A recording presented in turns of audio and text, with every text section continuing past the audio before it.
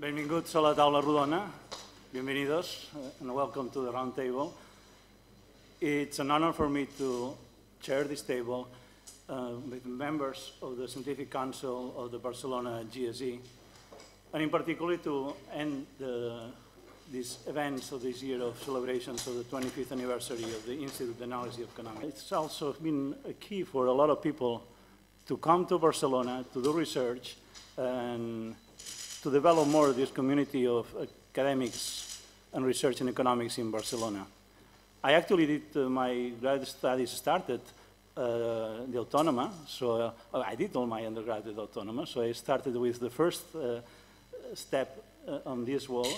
And actually, when I was a young assistant professor at the University of Minnesota, I took 1 year off. I was on leave at the Institute of Analysis of Economics. And I took my computer there, actually. It was a workstation. and then it was when it came out, the thing of founding the Universitat Pompeu Fabra. It was in 1990. So it's been a process and of building up these institutions, and now we have the Barcelona GSE. We also had the CREI. And something that has been very important is not only the people who we had learned a lot from all that and all the students and faculty, but also the support we always had from the international community.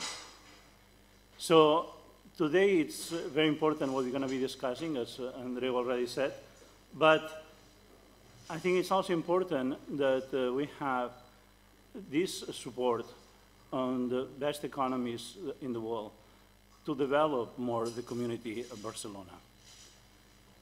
So I don't want to extend anymore, but I want to say that there's something in common of the speakers today, other than being just leading economists in their fields and respected, of course, by all the profession and recognized. And it's in common on something that Clara mentioned before, which is the love to do research, the love in economics and enjoying and working on it. As you know, and as I'm going to mention, they all got all the possible awards you can have, and none of them had stopped working. So, and working in economics means also, and sometimes sounds strange, being a social science, that it's a science. There are people committed to apply research and scientific method to economics, and when this translates into economic policy or economic policy advice, it's funded by this research. So that's something that they all have in common, but they also have in common that they are also very committed to the economics profession at large. And that's one of the reasons I think they show it by coming here. Okay? They're all very busy people, and if they come here, so it's not that we just need to take the picture. No, we need their advice. We're going to be sitting tomorrow and working, asking them questions and knowing what they think we can do to improve what we are doing. So it is for this reason that I think that we have many reasons to be thankful to them, and one of them, of course, was going to be to listen what they have to say. So I'm not going to extend. I'm just going to say a few words on everyone. Most of them, they don't need, none of them needs introduction. So therefore, but let me say just a couple of words. Orley Ashenfelter, professor Princeton, is a leading economist in econometrics, in labor economics, and industrial relations international, also in law and economics. He's doing, as I said, applying the research method in labor economics, and I think we're going to learn from him today. But you can apply it to many other things, and something that is important here in Catalonia is a leading economist in being the president of the European Economic, no, excuse me, of the president, yes, it's called exactly, I'll tell you what it is, of the American Association of Wine Economics. Because he's been leading in showing that you can also apply the method to that. The same way that Pasteur got into beer and wine. And something that characterized Pasteur was this idea of doing research, okay, which is, has a clear application in mind, but is founded in basic research. So you can do it in many things. Wine is one. But of course, today we are interested in liver. Maybe later we ask him about the wine. Jacques Drèze is a major figure to understand what has been economics in Europe. He's an economics theorist, and also working in econometrics and economic policy. But he was the first president of the European Economic Association, not by accident, because everyone recognized, and this is 1986, that he was the person who had more help to develop institutionally economics in Europe. And therefore, he has been, in all these operations of Barcelona, he has been always a colleague, and now is a member of the Scientific Council. So it's very good to have him. He's also another economist that always doing theory, but always had policies and questions in mind. Robert Lucas, professor at Chicago for many years, and a Nobel Prize winner of 1995, has been recognized as one of the persons, not only of a group of people who changed economics and the way we do economics. Again, trying to understand more what the consequences of something as simple of understanding what the role of expectations are. Something that happens in social science different from natural science is that what we think about the future affects what we do today. What we think about how we're going out of the crisis is going to affect what we're doing today. And this strange way of causality makes you think about more of expectations.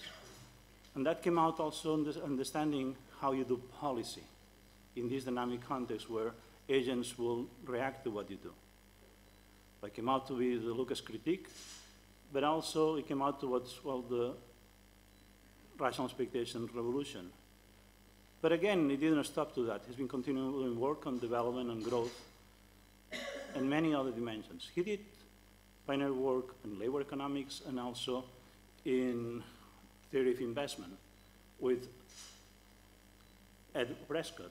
Ed Prescott got the Nobel Prize in 2004, but also working on this together with Kinlan about what was called then rules rather than discretion, about the importance of having rules, about the importance of understanding that people can anticipate your acts. But I remember very clearly one time that, of course, after a year of celebrations, you always have speeches.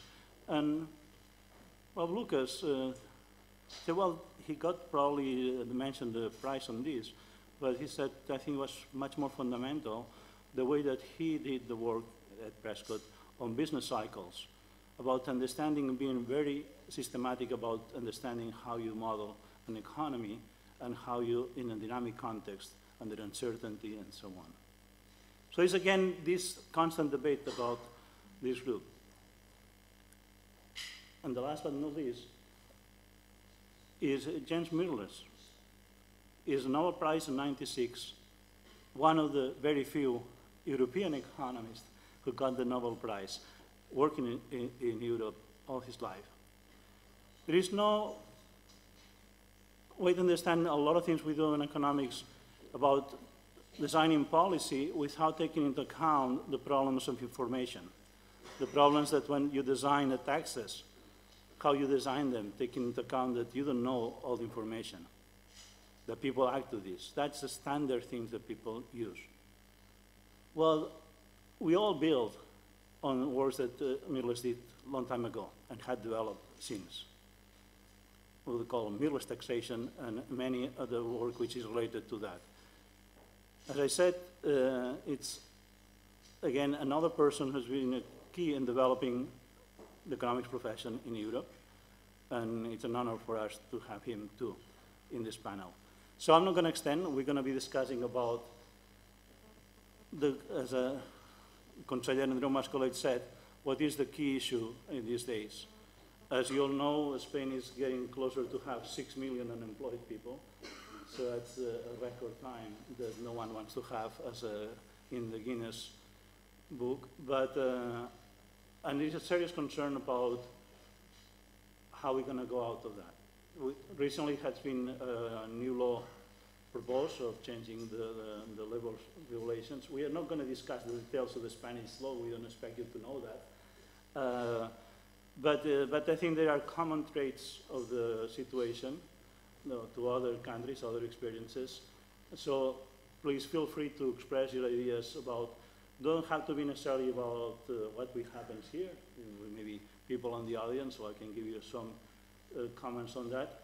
But it's more about how we understand the importance of different labor reforms precisely to address issues as we are facing now. So, maybe Professor Ashenfelter?